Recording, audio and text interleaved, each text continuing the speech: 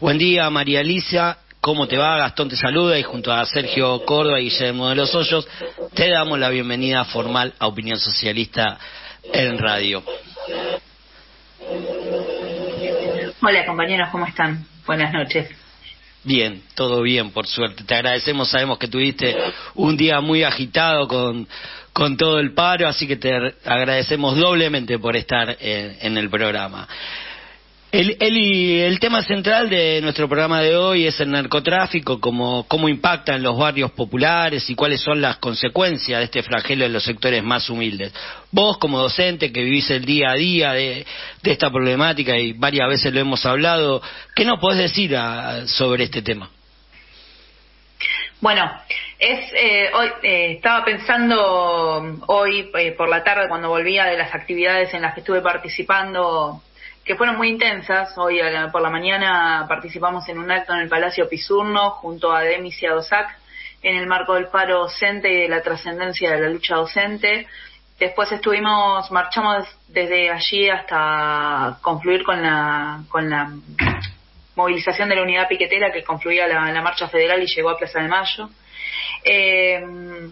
Y después volviendo de Plaza de Mayo, pensaba en el tema del programa de la trascendencia que tiene y de la profundidad también, porque no estamos hablando de cualquier cosa, estamos hablando de vidas humanas y estamos hablando de por qué esas vidas humanas se degradan tanto o llegan a ese extremo, y también tenemos que encontrar una explicación en el marco de un sistema que no tiene nada más que ofrecer que esta miseria y que esta devastación, poniéndolo en términos de teoría o más propagandístico sería socialismo o barbarie, porque lo que estamos viviendo es esto. O sea, cómo nos explicamos, por ejemplo, un 40% de los trabajadores son pobres, cuando en la carta de Cristina Kirchner de ayer hace referencia a que es una de las tasas de desocupación más bajas que hemos tenido, en un 6,3%, o sea, lo destaca ella. Sí. Y en ese marco un 40% de insatisfacción de esa masa laboral que tenés que ir a levantarte todos los días e ir a laburar, y eso cómo se traduce y cómo va bajando en las edades, y también las diferencias de clase tan profundas que genera el consumo y sus consecuencias. Y bueno, en la escuela lamentablemente cada vez estamos viendo más las consecuencias. Son experiencias muy duras las que ocurren, porque cuando el objeto de el brazo es un niño o una niña o un adolescente que tiene todo para dar, y ese es el objeto porque no va a ser alcanzado por ciertas cuestiones de la ley o porque ya está sometido a un sistema de dominación tan perverso que tiene al Estado como completo garante, bueno, lo vemos en momentos muy crudos y muy difíciles de sobrellevar como escuela, porque nos impacta muy duramente. Para dar algunos ejemplos en la práctica docente, un barrio de acá, de Tigre, de cercano a Panamericana y 197, 5 días sin escuela por las balaceras, o estudiantes que son asesinados, o estudiantes que sabes que cayeron en cana o que tienen en realidades tan duras, y pibas que sufren esas consecuencias tan atroces, como por ejemplo Micaela Fernández, la hija de Nancy Fernández. Micaela era una niña de 14 años que apareció asesinada en la cama de un tratante y de un narco de un barrio de la escuela donde trabajaba. Ella apareció asesinada sobre la cama de la casa, con un tiro en la cabeza, y era una niña que había sido captada para esas redes, y que en la búsqueda de justicia su mamá también fue asesinada. 2 ejemplos, una niña, y esto ocurrió hace 10 años. Y de 10 años para acá las cuestiones fueron empeorando y vemos, bueno, ejemplos aún más graves como ocurren en otras ciudades, y destacar también organizaciones que se dan como por ejemplo la Danza Rosario en ese marco. Bueno, buenas noches. Buenas noches. Te escuchaba con todos estos casos que se multiplican, ¿no? Este flagelo es algo que atraviesa gran parte de nuestro país, como bien decías, teniendo en cuenta que desde su tema Tigre y como militante de Opinión Socialista venís acompañando el caso. Queríamos charlar con vos también sobre el caso de Gabriel Duarte, el joven del barrio Las Tunas, asesinado el pasado 4 de abril por conocidos narcos de la zona. Y bueno, al respecto tenemos ahí también un audio de Rosa, la mamá de Gabriel. Si te parece lo escuchamos y bueno, luego nos interesaría tu opinión y tu percepción al respecto, ¿no?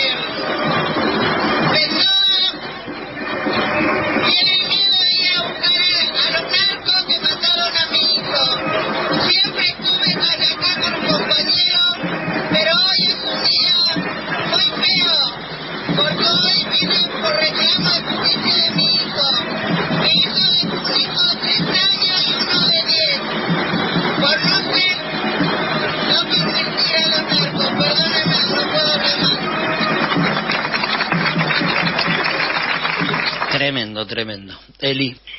Bueno, es muy doloroso lo ocurrido, y lo más grave de todo es cómo el Estado permitió actuar a estas bandas, porque esto no es algo que no hubiera tenido advertencias. Ahí nomás de la casa, el comedor que hace referencia Rosa es un comedor, es un merendero que se construyó en un terreno recuperado, y al lado hay un bachillerato popular que supo tener hasta un profesorado de historia que el Estado no quiso reconocer, ahí en el fondo de Las Tunas, donde tan abandonados están por parte del Estado, que si no es por la organización popular no existe nada. Y en la organización popular que se ponga de pie un bachillerato con un espacio digno, un merendero, un espacio para la comunidad, y que esa misma comunidad se enfrente a los narcos que quieren ir a hacer lo que relataba anteriormente en los casos que vimos tan duros que vivimos en las escuelas, como se viven desde otros ámbitos cuando se tienen tareas relacionadas o demás. Es gravísimo, porque tanto el intendente como la policía, el sistema judicial, todos sabían lo que ocurre, todos saben lo que ocurre, pero sin embargo no actúan y terminan perdiendo la vida personas que por ejemplo en el caso de Gabriel, era una persona que a pesar de haber tenido, que se había recuperado para la sociedad de una forma muy positiva, que les hablaba a los pibes de lo que significaban un montón de cosas en los que los pibes se meten, porque son adolescentes y lo prueban y porque hay que sobrevivir, y perder la vida porque no hubo antes acción y porque la vida de ellos no vale nada. Bueno, Rosa lamentablemente ya ha perdido otro hijo en manos de las balas policiales, y lo que demuestra es una entereza enorme y un ejemplo que por algo tantas compañeras y compañeros empatizan con ella y la acompañan y acompañan la lucha y la difunden. En el paro anterior de 48 horas estuvo ella en la asamblea que hicimos en frente del Consejo Escolar, y fue realmente muy fuerte ese momento en el que ella relató lo que había ocurrido y recibió el apoyo de toda la asamblea. Así que el camino aparte es ese: no habrá justicia si no la obtenemos con la organización y la movilización, porque no hay la impunidad. María Elisa, ¿cómo estás? Sergio te saluda. Hola, Sergio. Hola, mira, ahora vamos a ir a la tanda y después me toca a mí hacerte una pregunta que la tengo bien preparadita. No, Bien. ahora tenés que hacerle la pregunta. Después bueno, vamos a la tanda. Bueno, ahora. Bueno, está bien, como quiera. como solución al tema del narcotráfico, muchos sectores de la oposición, ya sabemos quiénes, y también del gobierno, hablan de seguir el ejemplo colombiano, o sea, militarización, mano dura. ¿Cómo se encara para vos esta problemática? De ninguna manera tiene que ir por ahí, porque ya se han mostrado los ejemplos de lo que ha resultado y cuáles son las raíces de esos negocios. Se encara por otro lado. Lo que pasa es que hay que tener un Estado que tenga otra perspectiva, no una perspectiva de ahora del sálvese quien pueda para que garantizar la ganancia capitalista. Esto se revierte con un Estado que empiece a priorizar las niñeces, el trabajo para las familias, los espacios dignos para los pibes y las pibas. El otro día estaba en una escuela en una clase los chicos habían hecho una lámina con las cosas que demandan al municipio o al gobierno. Sería una clase de construcción de ciudadanía seguramente. Y una de las cosas que demandaban, y estaba dibujado, era un centro de rehabilitación, por ejemplo, que no existen. Entonces, ¿dónde van los pibes? Si no hay una gestión de quienes, por ejemplo, desde las escuelas pelean los turnos e insisten a la familia, si no hay alguien empujando, esos pibes y esas pibas terminan en cualquiera. Eso es, por ejemplo, una de las cosas que hay que hacer. Hay que poner fondos. No se puede revertir con militarización lo que no se pone en que esas vidas valgan algo. Si siguen valiendo nada, van a seguir siendo soldaditos y vamos a seguir viviendo esta atrocidad humana que existe con estos tipos que son absolutamente ricos y el Estado que no interviene. O van a los centros de rehabilitación de los evangelistas, ¿no? Que también los tienen armados, también, ¿no? También. Así es. Bueno, seguimos con María Elisa Salgado, teniendo en cuenta, María Elisa, que sos la secretaria general del SUTEBA Tigre. Ya diste hoy, ya nos fuiste dando un anticipo, la seccional multicolor más importante de la oposición a la burocracia de Baradel. No queríamos dejar de preguntarte sobre el paro docente que vienen llevando adelante por mejoras salariales en contra de los ataques que venimos recibiendo por parte del gobierno, los docentes y también los ataques de las comunidades en este contexto medio parecido a lo que venimos conversando de descomposición social, ¿no? Sí, bueno, primero decir que no nos comparamos en términos de importancia. Me parece que tenemos que decir que desde la seccional Tigre, que estamos cumpliendo 10 años de recuperación del sindicato, somos los más jóvenes de los existentes, porque Marcos Paz es una seccional que es fundadora del SUTEBA, pero nunca en manos de la burocracia, con una política completamente distinta. Bahía Blanca está cumpliendo 20 años de recuperación del sindicato, nosotros 10, y después somos hijos también de los SUTEBAs combativos y de toda la experiencia de autoorganización de la docencia, que es muy grande. Sobre todo a lo que nos referíamos era a que es la seccional que ha quedado en el conurbano, que es donde está la mayor condensación, la mayor cantidad de docentes, ¿no? Sí, eso sí, pero bueno, digamos, el paro y las acciones vienen siendo muy importantes. El contexto que comentaba en el primer bloque, que estamos atravesando en las escuelas, es así de complejo. Entonces, esas situaciones son cosas que vemos cotidianamente, a los que tenemos que ponerle el cuerpo, porque no hay nada más que el cuerpo, porque si no existe la docencia o los auxiliares o las comunidades sosteniendo la escuela, no hay nada. Hay un gobierno que muestra que está todo bien, porque aparte tiene un acuerdo y tiene completo integración de la burocracia sindicales. Entonces no se puede no hay una sola exigencia al gobierno por parte de las burocracias. Digo, en el léxico es muy importante tener en cuenta hasta eso. Más allá de la política, acciones no hacen ninguna, pero ni siquiera exigen, hasta que surgen estas expresiones de la base que tanta importancia tienen. Nosotros desde la multicolor venimos desarrollando acciones de lucha que arrancaron el año pasado. En primer lugar, decir que durante la pandemia sostuvimos acciones y sostuvimos la defensa de reivindicaciones laborales para un momento tan difícil, porque aparte se cambiaron nuestras estructuras laborales y demás, que sostuvimos también luchas durante la pospandemia, porque fue por la organización de los sectores disidentes y combativos que, por ejemplo, Alberto Fernández se vio forzado a la segunda cuarentena en la segunda ola de COVID, que fue tan grave, y durante 2022 Cuando la Celeste todos los años anteriores estuvo preparándose para forzar elecciones y hacer fraude y quedarse, por ejemplo, con la seccional más importante que es La Matanza, la Multicolor estuvo sosteniendo la lucha desde las escuelas, frente a una burocracia completamente integrada al gobierno. Bueno, acá estamos saliendo de esa coyuntura y yendo a un momento distinto, donde la saturación del trabajo, saturación porque hay que ponerle el cuerpo a esta crisis que estamos viviendo, a que 6 de cada 10 pibes son pobres, a que las familias no están en una situación de desahucio tan grande, y las mismas familias de la docencia, no llegar a fin de mes, tener que hacer changas, vender cositas, tener un montón de ocupaciones, tomar horas para llegar a fin de mes. Bueno, eso lleva a que la docencia le ponga un freno a la burocracia y al gobierno y pare masivamente, a pesar de todos los aprietes que hubo el 1 de marzo, porque no pudieron ir al inicio, y que hubo 25 y 26 de abril, y que para esta ocasión no hubo ningún comunicado. Eso sí, antes estuvo la toma de la Dirección General de Cultura y Educación, que fue un hecho trascendente que le marcó al gobierno que la docencia está de pie y que no va a aceptar los versos de la burocracia. Y a diferencia de los otros paros, estuvimos viendo también que salió en muchos medios de comunicación, una información bastante fehaciente de quiénes habían convocado al paro y cuáles eran las reivindicaciones, cosa que en otras medidas, en otros momentos estaban invisibilizados, ¿no? Producto de lo mismo, me parece a mí. Sí, porque es muy trascendente, o sea, no se puede tapar.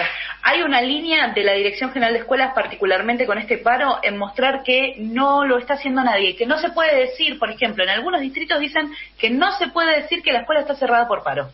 Ahí tenemos mensajes de una directora del distrito vecino de San Fernando que está diciendo que, por ejemplo, le está mandando a las familias cuánto ganan los docentes, porque por supuesto está alineada con la burocracia sindical. Claro. Entonces está buscando ese enfrentamiento que en todos lados queremos tratar de que no ocurra. Cuando ayer la conducción del FUT firmó el acuerdo paritario de resguardo y reparación, esta mujer está usando a que ocurran esos enfrentamientos por generar esa falsa conciencia. ¿Pero por qué? Porque el paro es masivo y la docencia está desacatando esa conducción gremial y está mostrando en una coyuntura electoral que el gobernador no hace las cosas como dice que las hace, sino que hay una demanda muy grande en la provincia de Buenos Aires. María Elisa, vienen llevando adelante los UTEBAs multicolor que vos recién nombrabas, que es oposición, y vemos que son un ejemplo de organización, ¿no? ¿Y cómo sigue esta pelea y además qué importancia le das a que esta lucha confluya ya no solamente con otros docentes del interior también, sino con otros sectores, ¿no? Hoy vimos que, vos lo decías, marcharon con los piqueteros, también marcharon, hoy hubo paro de subte también. ¿Cómo ves todo esto? Bueno, por ejemplo, en provincia de Buenos Aires, hoy, aparte del paro docente, hubo jornada de lucha en ATESUR y Almirante Brown, que votaron en Almirante Brown, en la asamblea que hicieron, que fue una asamblea muy importante, votaron 48 horas de paro a coordinar con los UTEBAs, ¿sí?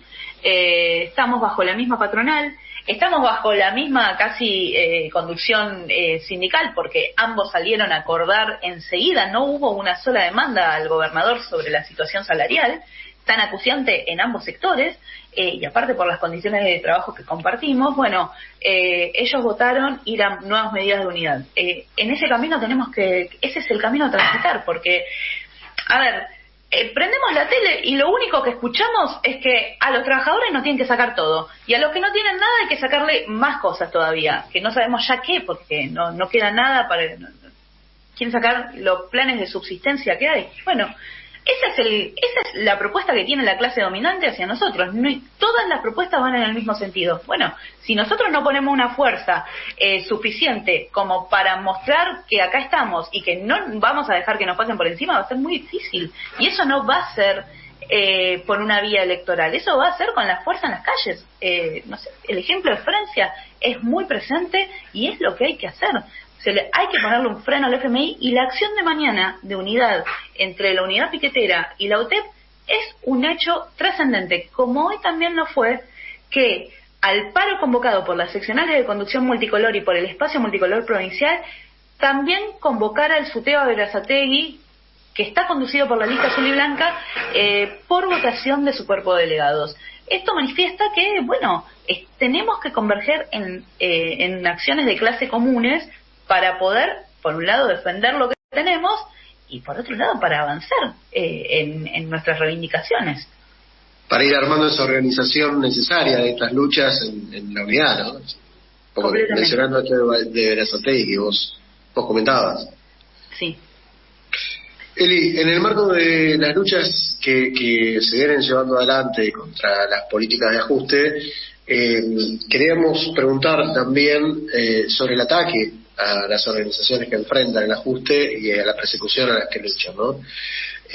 Bueno, en este sentido, queríamos hablar con vos y que nos cuentes sobre el ataque a nuestro compañero Alfredo Cáceres, congresal del Soteva Tigre, militante de Opinión Socialista, víctima de unas falaz denuncias por violencia de género. Bueno, venimos sosteniendo, ¿no?, esta campaña, pero también queríamos charlar con vos, como secretaria general del Soteva Tigre, que nos comentes y, bueno, también que nos des si hay novedades o planteos sobre el caso, ¿no? Sí, bueno, decir que hoy estuvimos en el Ministerio de Educación de Nación haciendo una presentación en común junto con ADEMES y con ADOSAC por mesa de entradas, planteando distintas reivindicaciones y entre ellas el rechazo a toda forma de criminalización de la protesta, tanto en la vía administrativa, que es la que dependemos de los ministerios, como en la vía judicial. Ahí presentamos la situación de los compañeros de ADOSAC, también lo que ocurre en ADEMIS, y también presentamos la situación del compañero Alfredo Cáceres. ¿Por qué? Porque estas son las formas que tienen para frenar la organización de las y los trabajadores, la organización obrera. Aunque nos llamamos docentes, somos todos obreros, vivimos de un salario, pero eso es lo que quieren hacer, como se ve en cualquier otro ámbito que quieren poner un freno, entonces judicializan. Por ejemplo, pasa en los trabajadores del neumático, la cantidad de juicios que hemos asistido a solidarizarnos con los compañeros y demás, porque las distintas patronales los llevan a juicio y los criminalizan para sacar fueros y para avanzar sobre esa organización obrera. Bueno, en ese sentido decir, por ejemplo, que la semana pasada esa escuela estaba trabajando sin luz gracias a que ese equipo de directivo que denuncia a un vocal del Soteva Tigre convocado por las compañeras ante la ola de calor, bueno, ese equipo directivo la forzaba a trabajar sin luz, que lo que es una infracción a la resolución 245 del 22 que habla sobre las condiciones para la presencialidad. Bueno, en abierta infracción a eso, ellos sostenían las clases. Tuvo que intervenir el sindicato llamando a la inspectora para avisarle que esto estaba sucediendo y enseguida se cortaron las clases. Bueno, eso es lo que demuestra la organización obrera, porque ahí no se puede seguir trabajando en esas condiciones. Y si no hay una docencia organizada que lo denuncie, eso pasa como si nada, como pasa en el resto de la provincia, te disciplinan, te meten miedo, y entonces mejor te callas y trabajas bajo cualquier condición. Eso es lo que quiere acallar esta medida, y que también los jueces avalen estas cosas, porque no han citado a nadie para que declaren, no han tenido en cuenta, bueno, las presentaciones que hasta ahora se han hecho. Entonces, bueno, eso muestra también el carácter de clase del Poder Judicial, que se quiere mantener por encima de las clases y siempre tiene injerencia en contra de la organización obrera y del pueblo. Agradecemos por haber estado en Opinión Socialista en radio. Sabemos, como decíamos al principio, todo lo que hiciste hoy, así que no sé, la última, si querías decir o agregar algo más. Agradecer el espacio, compañeros, llamar a todos a continuar escuchando el programa, y la verdad que son momentos muy difíciles para nuestra clase, de mucha indefinición, pero ante todo esto es necesaria la organización y la acción colectiva para frenar, porque si no vienen por nosotros, es momento y es urgente la convocatoria al paro nacional y a desarrollar medidas de unidad y coordinadas para enfrentar el plan de los distintos tipos de gobierno que se nos ofrecen para las próximas farsa electoral. Muchísimas gracias, María Elisa, te agradecemos. Por favor, compás, buenas noches.